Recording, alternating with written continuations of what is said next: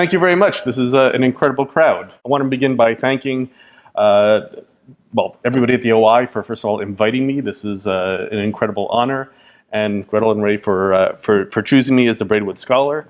I think you probably heard this from so many archaeologists, but Braidwood has been a bit of a personal idol for most of my career, so that there aren't really words that really express how I feel about this. So thank you very much.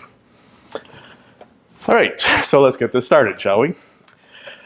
There's so much stuff in our life that we really sort of take for granted without really thinking about where they come from, what their backstory might be, and what effect they might have had on history and culture throughout time. Wine, I would argue, is one such thing. It's been a prime and powerful mover in human civilization, both in the sacred and the profane. When one thinks of something like wine, it immediately invokes linkages to specific cultures, like France, Italy, Spain. It's something that pretty much every culture partakes of or has partaken of at some point of their history. It's often tied to concepts of luxury, joie de vivre. Wine played an important role in ancient societies and continues to do so even today.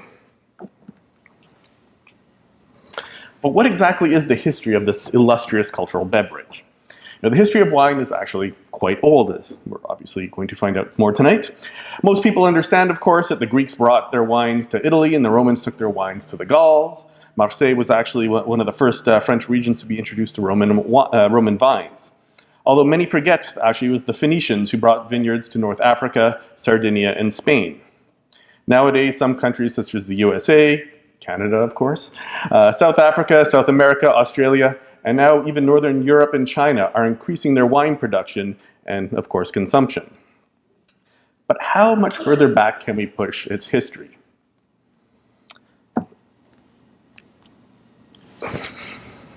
Technical difficulties. Now, when you dig through Western Judeo-Christian culture, you already have hints at the greater antiquity of wine. Now, according to the Bible, the first thing Noah did after the flood was plant a vineyard on Mount Ararat, which is in eastern Anatolia and the Caucasus. Then he made wine and became drunk. So drunk that he actually passes out naked, as you do. In his tent, I see Jim nodding quietly there. And he is seen naked by his son Ham. When Noah realizes that Ham is seen as naked, he of course curses, oddly enough, Ham's son Canaan. What's interesting, though, is the theme and the geography is parallel in many ancient cultures, with a hero such as, say, Utnapishtim, Atarhasis, Ziusudra, surviving a flood that was sent by the gods and landing on a mountain, say Mount Nisr in the Babylonian versions, and which appears to have been roughly at the headwaters of the Tigris and Euphrates rivers, so eastern Anatolia and Caucasia. And of course, one of the first things that is either discovered or planted are grapes, and wine is always made. The Iranians even have their own interesting little story. You have JumpShip. He's a mythological Iranian king, known from the Avestan texts, and he's credited with discovering the fermentation of wine. Apparently, the way the story goes is that JumpShip loved eating grapes, and he had a large collection in his storerooms. One day, he sent his servants down to go get some grapes for him to snack on, and while the servants were in the room, they basically were overcome by some mystical fumes, pass out, and almost die, probably from the CO2 of the fermentation process. The grapes were then deemed as poisonous, and the room was locked. No one was allowed to go in there. Then there's sort of two versions of the story. Either one of his harem girls becomes despondent and suicidal because she has a chronic headache, or because the other one is she was rejected by the king. And so she decides that she's going to commit suicide, and she knows that there's this poisonous vat down in the basement. So she breaks in, drinks some of this poison, and proceeds to get drunk. I guess that's one way of getting rid of your headache. So freed of her depression, she introduces this drink to the king, who falls in love with this newly discovered beverage. But what's the reality? Well, what we have here is what we call the Paleolithic Hypothesis. That was really sort of put forward a lot by Patrick McGovern, who is really sort of the godfather of anything about ancient alcohol whatsoever. And Basically, the discovery of the fermentation of grapes and berries is an accident, probably that happened with the early hunting-gathering societies. Now, what you have to understand is that the yeast that is necessary for the fermentation of grape juice into wine grows naturally on the grapes themselves. And fermentation happens spontaneously, naturally, all the time. And what he suggests is that humans probably would have observed animals such as birds or something like that flying all askew because they'd been snacking on some berries that had started to ferment. And humans being humans decided, I'll give that a try. Or perhaps the idea is that they'd collected a bunch of grapes in some sort of stone vessels, been crushed by the natural weight of the berries, and then the juice had fermented at the bottom. And when they got to the bottom of the vat, they, of course, decided, I'll drink that. Eventually intentionally squeezing and making more of this delicious liquid, collecting it. Essentially, what you need to come away from with this is that wine is natural. It just wants to be made. And we would have discovered it, and we did actually numerous times, wherever grapes grow. And so therein lies the issue. The key to understanding the history of wine is understanding the indigenous environment of the plant in question. So where do grapes grow? Well, you can see on the map here, quite a wide area. The wild grapevine has a wide distribution across the Middle East and Mediterranean world. It's a hardy plant that can survive and thrive in many different environments. And there are somewhere between 5,000 and 10,000 varieties of grapes that are found throughout the entire world, which can, of course, be used to produce a dizzying array of products, from just simple fruits to syrups to vinegar and, of course, wine. It would appear that the grape was domesticated several times, of course, in different regions, but based on the number of domesticated varieties present in the region today, there are about I think at last count, we are somewhere over 600 native varieties to Georgia alone, versus the whopping 23 that they have in the great wine land of France. So it's believed that because you have this vast variety of grapes, it's because they've been interbreeding for such a long time, that this is where grapes were first domesticated, in Caucasia, modern Georgia, Armenia, and eastern Turkey. But the question, of course, is when did they start making wine with it? So our earliest evidence for ancient wine actually has a great little Canadian connection and a U of T connection. Yay, us. The University of Toronto and the Royal Ontario Museum, excavations at the site of Godin Tepe in central western Iran, headed by the late T. Kyler Young, revealed a town, a southern Mesopotamian entrepot, dated to about the 4th millennium BC. And in the excavations, they discovered a number of these storage jars that you see here. This is the one that's on the display in the ROM, that had this yellowish liquid, well, yellowish residue, I should say, at the bottom of the vessel. And it was because of this vessel that Pat McGovern, in conjunction with a number of chemists, developed the test to look for the chemical signature that would be left behind from wine. They discovered that all of the vessels produced evidence of tartaric acid, which showed that they had at one point contained some sort of grape liquid. But it was the presence of terebinth resin that suggested that that liquid was wine.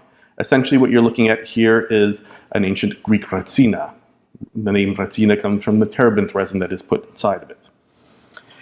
Later examination by McGovern by a material from a Neolithic site called Haji Firuz Tepe in sort of northwestern Iran by Lake Urmia, dated to between 5,400 and 5,000 BC, produced similar evidence of an ancient ratsina, pushing wine production back to the Neolithic. Now, in the 1970s, the Georgian National Museum and the Institute of Archaeology of the Georgian National Academy of Sciences instituted a number of excavations, particularly at the site of Shulaberis Gora, near the modern town of Marneuli in Georgia. The excavations, led by Alexander Zhabakishvili, who in just about every photo I see of him looks like Popeye, revealed 5 levels of a Neolithic village. The village consisted of a series of circular mud brick structures, varying in size from about 1 to 4 meters in diameter. But also found in the excavations were some carbonized grape seeds, which led Pat McGovern to sample some of the vessels, or fragments of the vessels, that were found in the excavations, which tentatively produced evidence of tartaric acid. suggesting that the wine production in the Caucasus could perhaps be pushed back as far as 5,800 BC. One of the key problems is that the tartaric acid, you couldn't really say whether it was the result of something that was in the soil or something that actually belonged on the shirt. So that was why there was always the ambiguity. So this leads us to the new research that I'm involved with in conjunction with the government of the Republic of Georgia, a project known as the Research and the Popularization of the Georgian Grape and Wine Culture. It's a bit of a mouthful, and I'm not sure how we can make that any better. Now, drinking, in particular wine, is an integral part of Georgian culture, and pervades it way more than French, Italian, or other sort of Western European societies. Honestly, I wish there was a way to properly introduce it to you, although I would actually say that there was a good documentary that was done by a couple of people here in Chicago that was just released this last March called Our Blood is Wine, which if you can find it on, I think they were selling it on Amazon or something like that, it gives you a very good concept of what wine means to Georgians. But one thing I can tell you is that drinking wine in Georgia is an endurance sport. So Georgian wines are unique for the way that they are traditionally made, what's known as the Qvevri method, named after the clay pot that they are traditionally fermented and aged in. The wine what makes it different is that the wine is fermented on the must. The skins and the seeds and the stems, all of them are put together into this vessel, and they sit there for anywhere between 3 weeks or 8 months.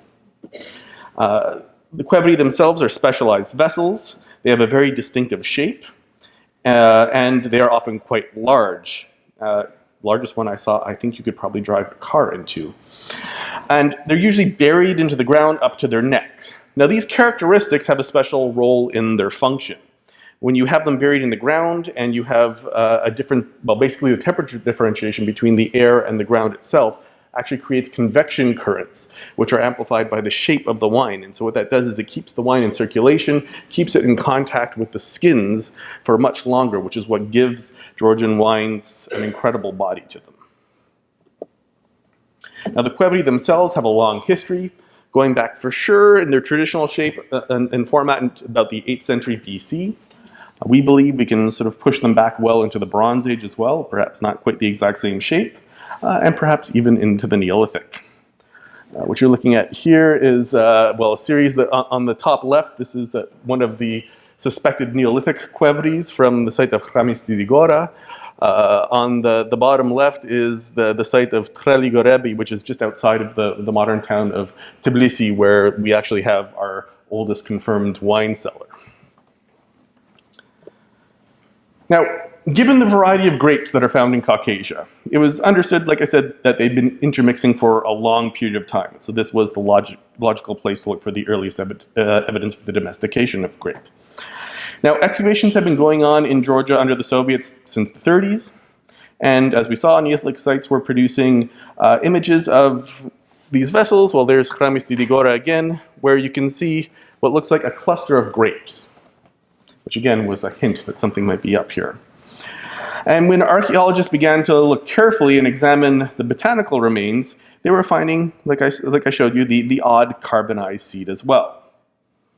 And this is what led for the examination of one of the sites of Shulaveri Skora that produced that telltale evidence of wine. That is where Shulaveri Gora is, and it's the neighboring site of Gadacheli Gora, which is the focus of our excavations. It's actually, it's the focus of our work. I'll be coming back to that a little bit later. So this project is funded by the Georgian national government through the Department of Agriculture. They actually have, in the Department of Agriculture, they have the, basically it's the Institute of Wine. This gives you an idea how seriously they take their wine. And it's not just an archaeological project, it's multidisciplinary in nature. We are working with agronomists, DNA specialists, palynologists, paleobotanists, climatologists, and of course, the dirt monkeys, the archaeologists.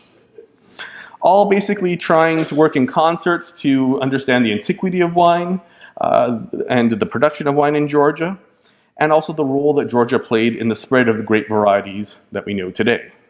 and of course the spread of wine culture. So using some of the pollen data, basically what we have are viticultural paleoclimate reconstructions that were developed for Georgia, resulting in a series of maps showing the growth potential areas of vines in different time periods. That's what you're looking at here. From the Neolithic through to the Middle Ages, with the late Chalcolithic and early Bronze Age containing the most favorable environmental conditions for growing grapes. So this is the period for the maximum grape growth potential, and the importance of which we'll circle back to later, a little bit later. The DNA analysis has so far produced some interesting patterns. No, we haven't been able to get any DNA from any of the ancient seeds. It's just not possible.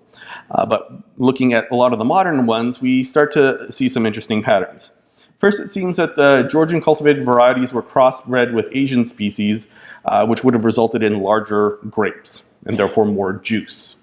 And this, their guess based on their understanding of the changes in DNA happened sometime around the 5th or 4th millennium. Second, there's this interesting link between Caucasian and East Anatolian cultivars and modern Western European varieties, specifically those that are found in Spain, Portugal, but also North African and Syrian cultivars, the importance of which we'll circle back to at the end. So the late Neolithic period in Caucasia is represented by an archaeological culture that's known as the Shulaveri Shomu Tepe culture. We'll just call it SSC for now.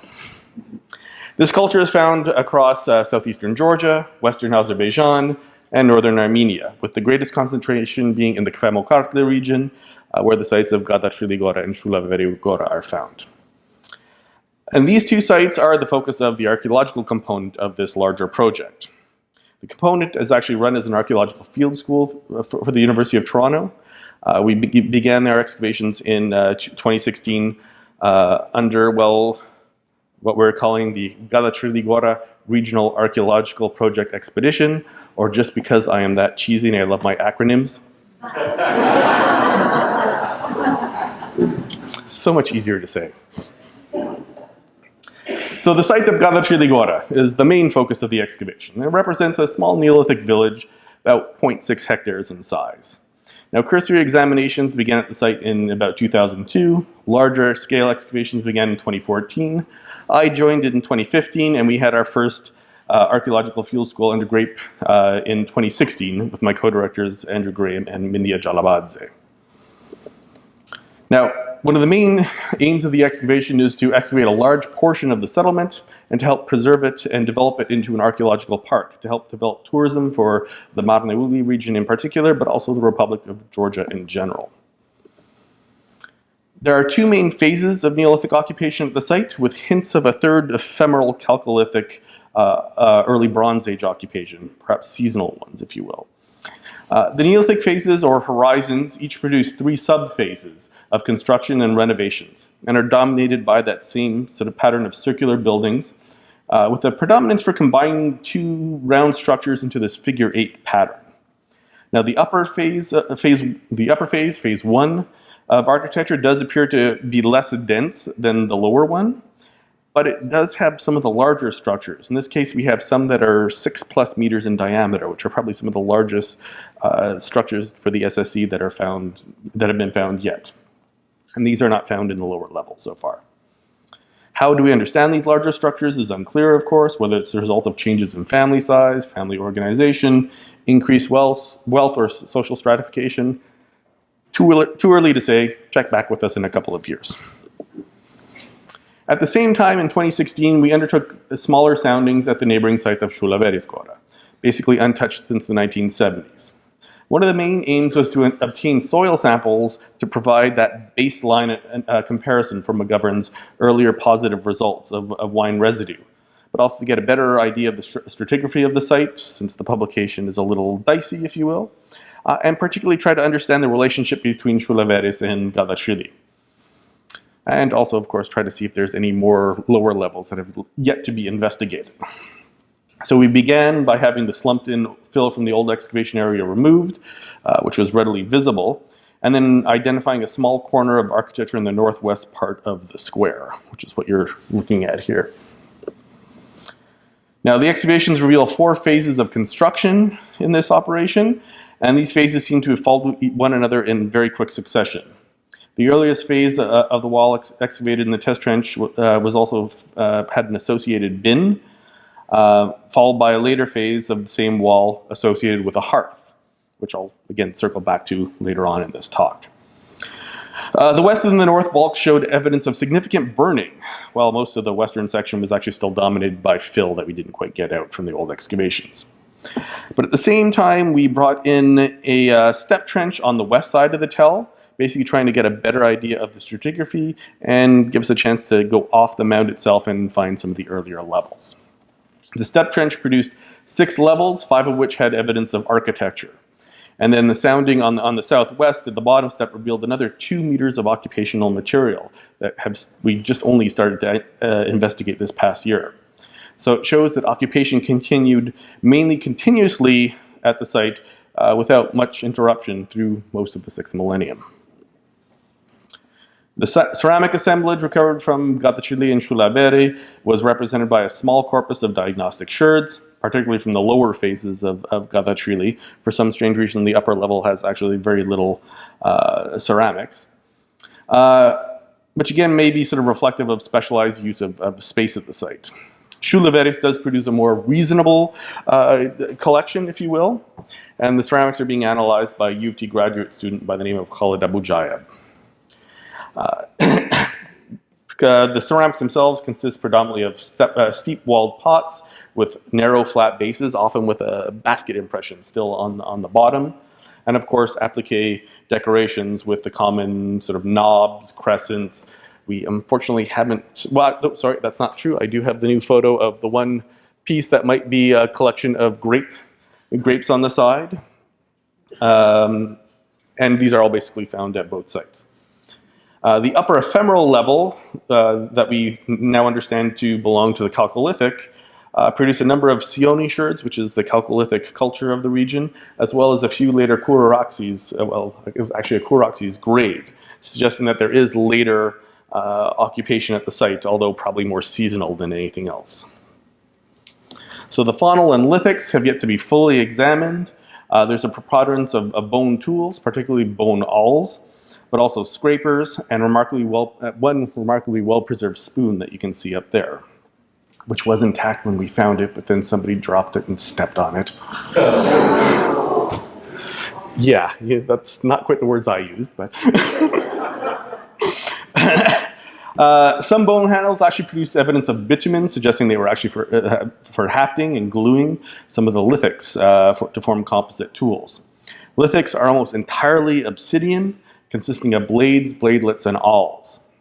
We hope to have further information about these different industries in the future. But of course, one of the main aims is to examine for evidence of early wine production, which had been suggested but never really substantiated by the previous data. If you remember the aforementioned botanical data, all those seeds that had been found at the different sites, well, we radiocarbon dated them, and they all dated to the 18th century. This is where you have to be very careful about contamination. So that we were quite despaired by that. However, our present flotation sampling program has really ramped up, but we also have yet to identify any Vitis remains in these collections. However, our other analyses have begun to fill in the gaps in this data set. Numerous soil samples taken from vessels, surfaces, and storage bins were analyzed by Elisa Kvavadze at the Georgian National Museum for palynological remains, so pollen. The analysis detected large amounts of grape pollen, particularly contained within the storage vessels, suggesting that they had contained some sort of grape product in these Neolithic vessels. Further identification of the starches and epidermal cells of grapevines, as well as the microscopic hairs of small fruit flies. You know, if you've ever gone collecting fruit, or if you've ever even crushed grapes, almost immediately you have those tiny little flies that buzz around your fruit, finding lots of fragments of them in it as well. So combining that together, it suggests that what we were looking at here was probably, or at least good indications that it was wine that had been in these vessels. We have additionally, of course, submitted 11 samples for residue analysis to Patrick McGovern, who's part of the project at the University of Pennsylvania, since he is the godfather of all things ancient alcohol. And positive results were obtained in 6 of the 11 samples, and not just from one site, from both sites. One of the samples actually producing the highest level of tartaric acid McGovern has ever even seen. We actually have one good radiocarbon date fortuitously obtained from the exact same locus, basically centimeters away from where one of the positive samples came from at Chulaveres, which give us a 2 sigma date of 5985 to 5805, suggesting that these grapes were collected and being processed into, well, a secondary product of some case, and all the evidence points to wine as early as about 6000 BC. These results were published last November in the Proceedings of the National Academy of Sciences, which you might have seen we got a little bit of press about all over the world, even actually making the Guinness Book of World Records. That was something I had not anticipated. But we also anticipate further discoveries in coming years. We actually had a couple samples this year that came from the even newer, lower levels, so we might be pushing back wine production a little bit further. And we also have another first in the pipeline, if you will.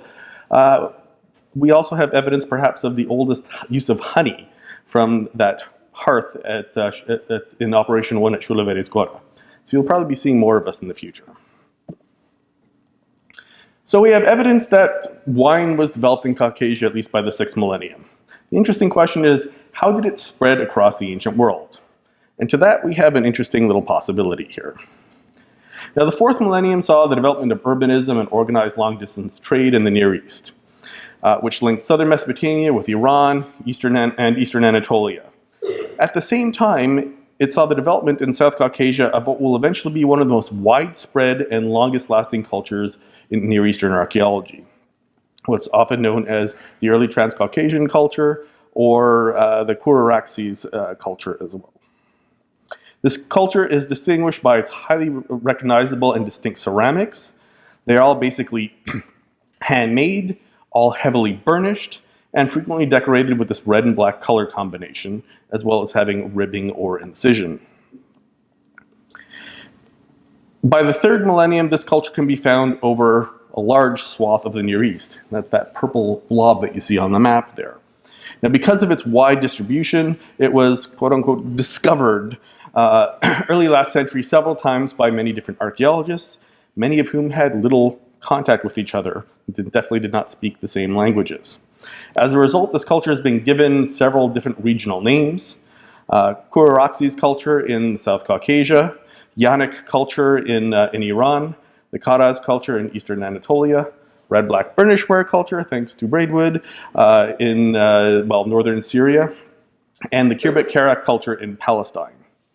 Now, this obviously nomenclature is a little bit of a problem, if you will, and so we now call it the Kura-Araxes cultural tradition, just to make things a little bit easier, or KAC. I like my acronyms, I'm sorry. So to make a long story short, or at least a long and boring dissertation short, the distribution of the KAC is wide, and the reason for its presence in all these different areas varies from situation to situation. What we can say is that some isolated examples are probably the result of trade. And there's definitely cases of copying or emulation. But the overall pattern, the picture that we have, fits, a pattern of small-scale immigration, probably originally the result of traders or pastoral nomads, followed later by small farmers who slowly integrate on the outside of indigenous settlement systems in what has been described as a diaspora community, living alongside these indigenous communities in a sort of a symbiotic relationship. Now, one of the most remarkable features about the KAC culture is that it's staunchly conservative in nature, living as foreign groups in lands for significant periods of time. In Caucasia, the culture is around for about 1,000 to 1,200 years. Eastern Anatolia, about 800 years. Syro-Mesopotamia about 800 years. Palestine, close to 400.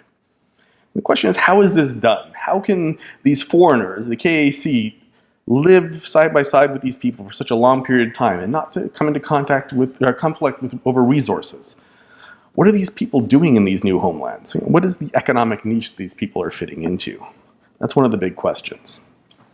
Now, ethnohistoric studies have shown that, with rare exceptions, migrants tend to move into territories to which they are pre-adapted.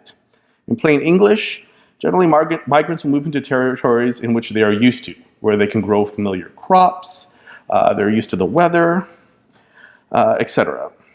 So the distribution of Kuraxi settlements across the Near East show clear patterning in settlement with occupation in similar geographic and environmental settings. Now, when you look at the wide distribution, you really wouldn't think that, but when you actually do break it down, there is a lot of similarity. The different regions that they settle in are all rich in agricultural potential and of different crop choice. But the key thing is that they have they all have basically wide agricultural potential. That is, many crops that are not indigenous to this area can be brought in and grown there. So these migrants are settling into an ecological niche that they are specially suited to, either culturally, technologically, or with their economic activities. The question, of course, is which crop, and I think you can see where I'm going here. When you overlay the distribution of where grapes grow naturally with the distribution of the Kuraxi settlements, a striking pattern emerges. You can see here, most of them really sort of fit into that strange little purple zone where grapes will grow naturally. There we go. There is, of course, this large blob here where they are not found, but there's actually a different argument for that I can't really go into, but it deals with a sort of subset of the Kuraxis culture that we're probably dealing more with pastoral nomadism. So we're looking at a culture coming from an area with a long history of wine production, emerging, if you remember, in the climatic optimum of grape production in Caucasia. So the Kuraxis culture probably would have had vita and viticulture in their economic tool belt. Now, what you have to keep in mind is that horticultural pursuits require a different set of skills rather than agriculture. There's a lot more human intervention, not just in the propagation of the species, but the selection of desirable traits, care, and maintenance. Viticultural is particularly more labor-intensive. It's a year-round pursuit, requires greater investment, and takes a long time to learn. You have to learn how to identify, how to protect the plants from pests, fungi, bacteria. It's not something that everybody can learn, but it's intensive knowledge that has to be, as best handed down at sort of the family level. The end product, of course, can vary. You could have fruit, raisins, syrup, vinegar, but the benefits of the domesticated variety can be found in a luxury item that would have been in demand by the elites in the developing urban centers of the Near East in the 3rd millennium. The timing is just right. So wine. Keep in mind, wine is a finite commodity. Only a limited amount can actually be made or maintained every year. So that kind of gives it a high status. But it's also kind of renewable at the same time. You can still grow more the next year once you run out. So this hypothetical viticultural economic niche is what probably allowed the Kuraxis to remain independent and retain their cultural distinctiveness for such a long period of time, because they were basically living apart from the rest of the people, working and producing their own crop that the others couldn't really do. Sort of a closed shop, if you will. And this might explain what's happening in the archaeological record.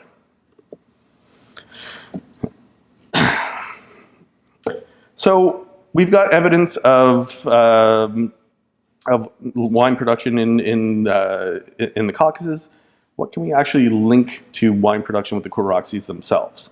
So some of our earliest evidence comes from this cave site in Armenia called Arani 1.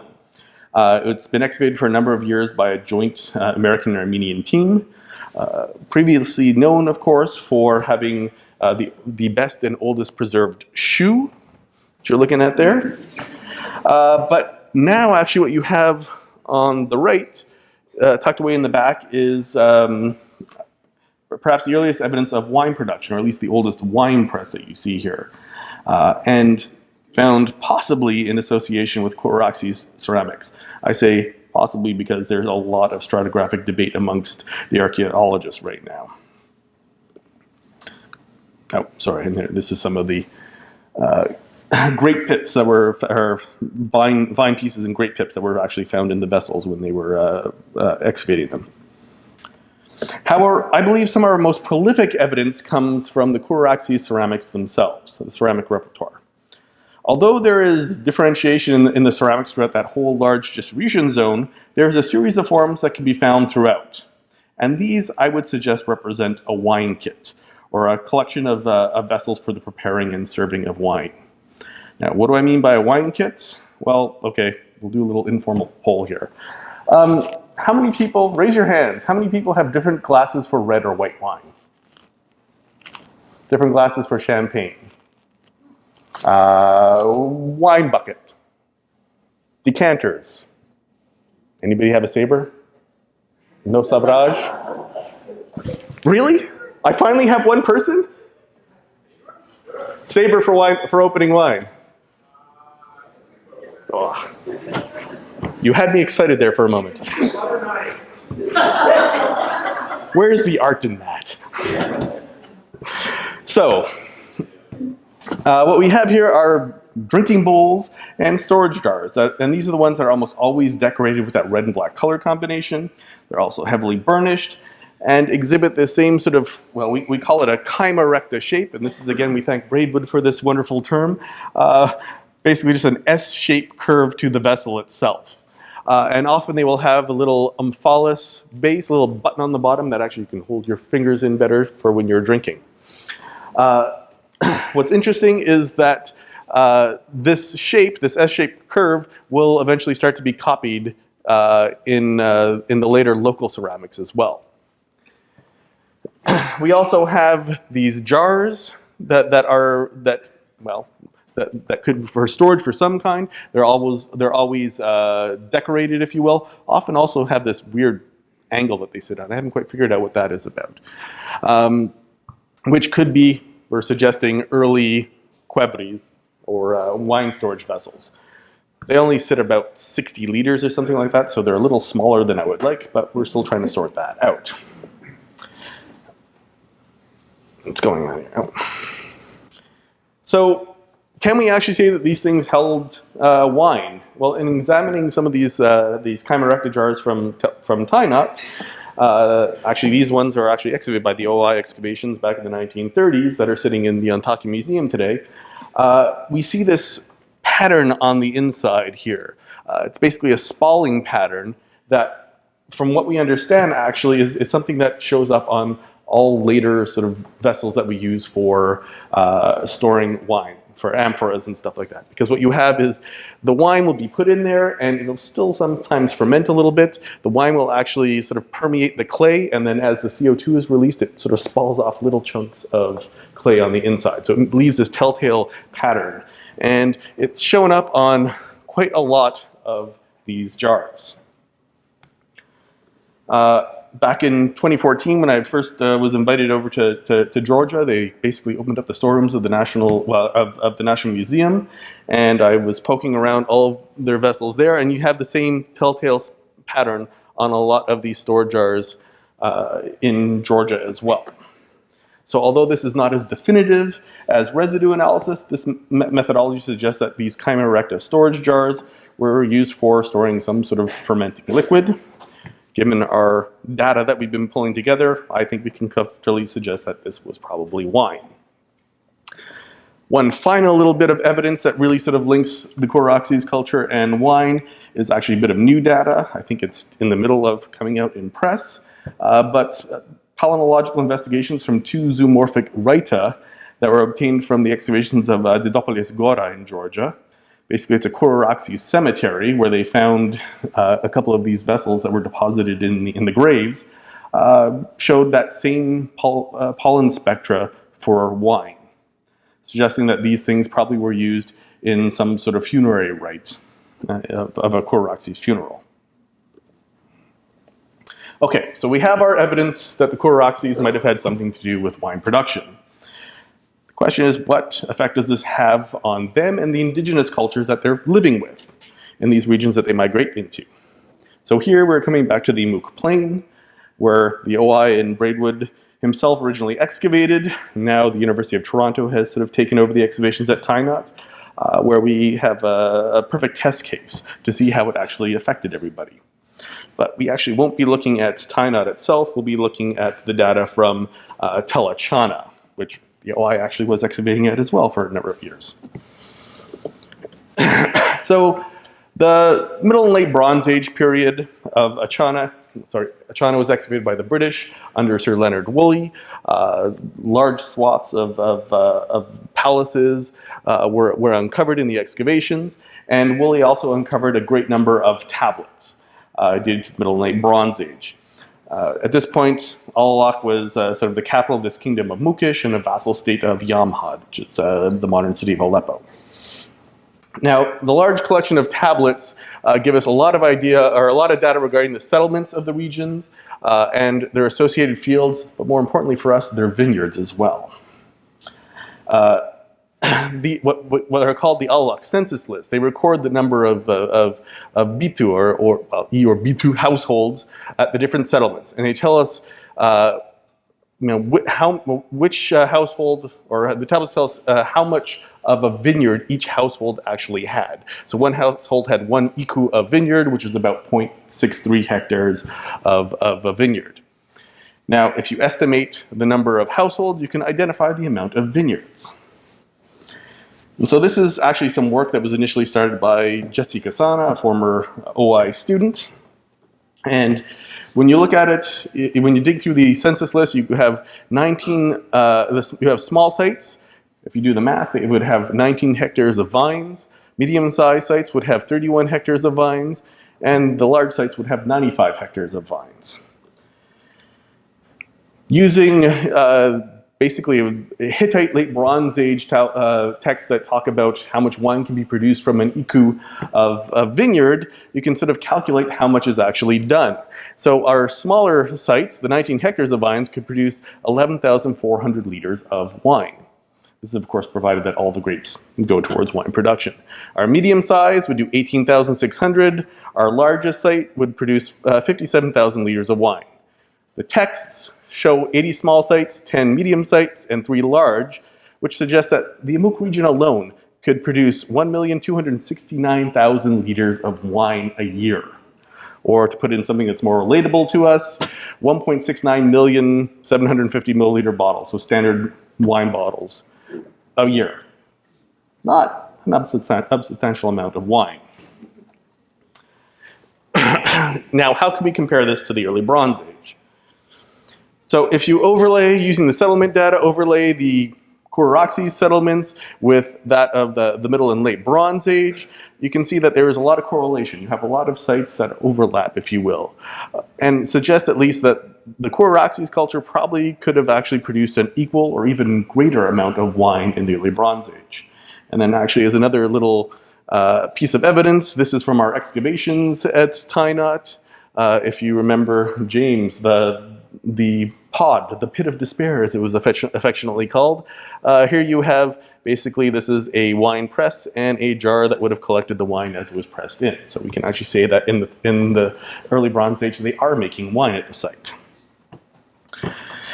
So these Kuraxi sites have the potential to create a lot of wine, and these people were living on these small farmsteads outside the cities, producing this needed commodity. And it's probably this is what allowed the Kuraxis to remain independent for so long and preserve their culture for such a long time. And maybe the Kuraxis' culture, or their wine culture at least, had an effect on the Syro-Mesopotamian cultures as well. But do we see evidence of this? So the 4th millennium roughly sees the introduction of the Kuraxis culture into northwestern Syria with their little distinctive wine kit.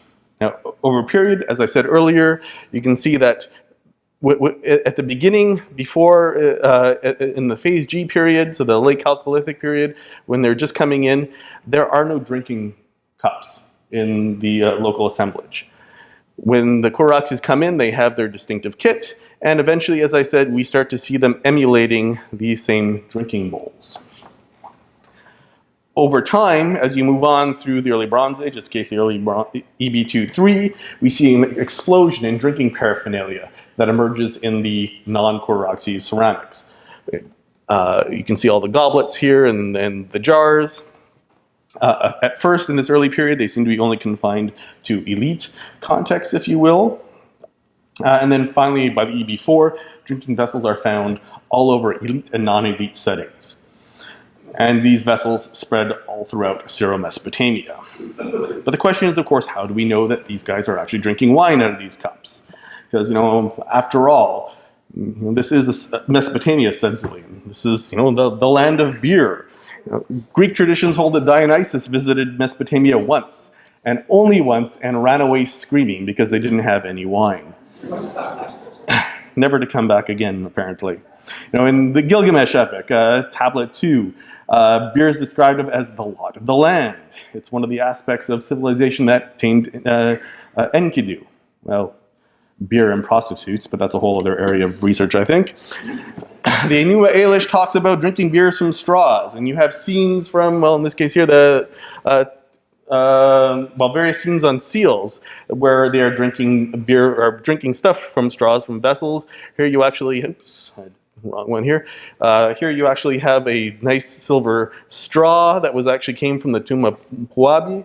And if you just want sort of a frame of reference, are you going to come? Nope. Here, a little ethnographic photo of a bunch of Kiriki, so West African tribesmen who are sitting around a giant pot of beer drinking through straws. Drinking beer in groups through straws is found in all forms of Mesopotamian art. You can see it here and here, except for, well, what's that guy doing there? He's got something a little bit different. There he is again. These guys here, they're drinking something more than beer. What's going on here? Well, of course, the argument was that for a long time they were probably drinking date wine. But Sumerian and Akkadian actually have a word for grape wine as opposed to date wine. In this case here, you can see sort of the evolution of the signs themselves. Sumerian Geshtin, Akkadian Karanu. The top left is your Sumerian symbol or your earliest, I guess maybe late Uruk symbol for wine. Often been suggested that comes from a grape, a cluster of grapes, or perhaps actually a jar. I think I like that idea a little bit better. So they clearly had an idea of grape wine. So what do the textual records actually tell us about wine in Mesopotamian societies? Well, in southern Mesopotamia, Iraq, in the 3rd millennium, it's exceedingly rare. But in the north, that's a totally different story. Syro-Mesopotamia in the 3rd millennium, dominated, of course, by the city of Ebla, city-state of Ebla. And more importantly for us, it's very close to us in the Amuk.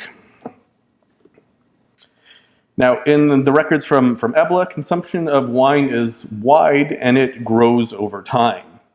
And as it appears that as wine becomes more common in society, production actually becomes more centralized, first by the regional centers and later by Ebla itself.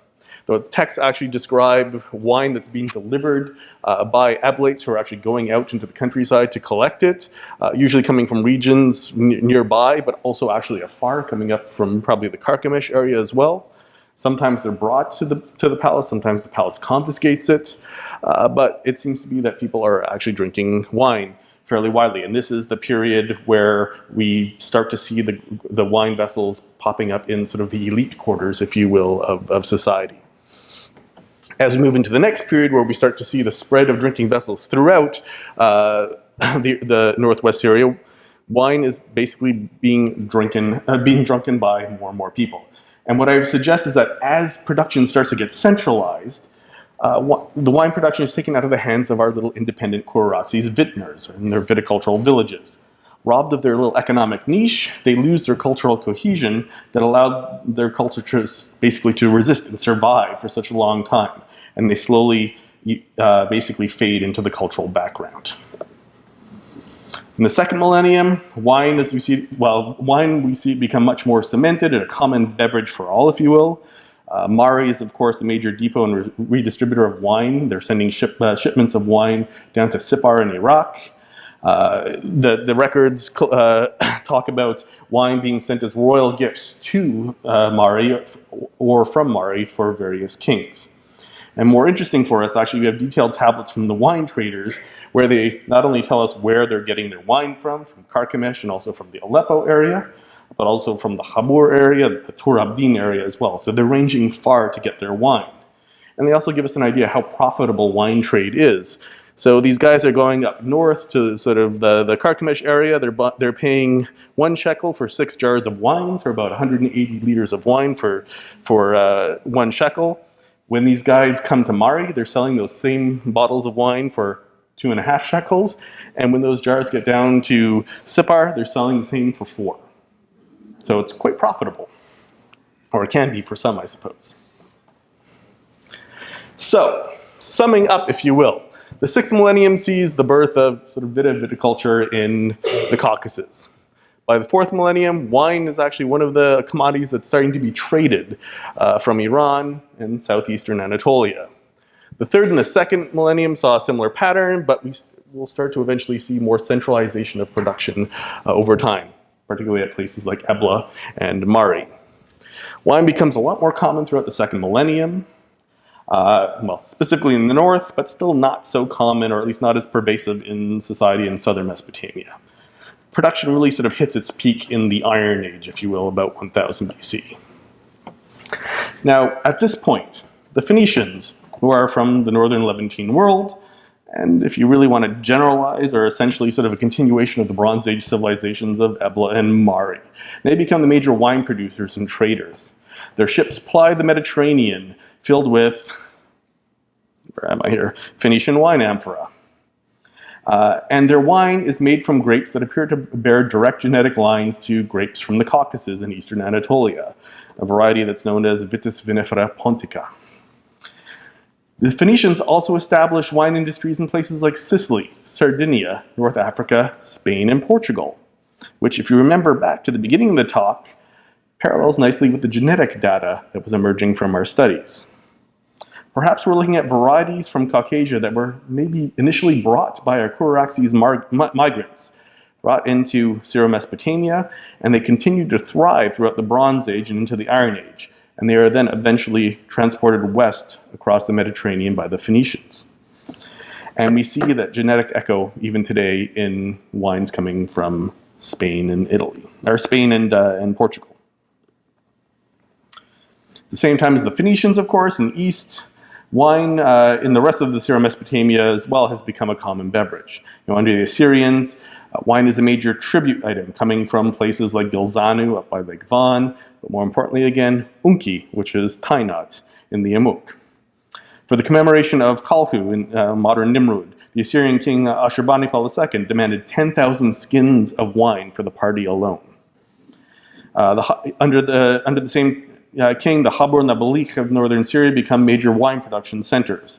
Gardens around the Assyrian capital are filled with vines, and we have images of drinking or attendants holding sticks and leading hounds under trees suspended by grapes that really sort of permeate Assyrian art.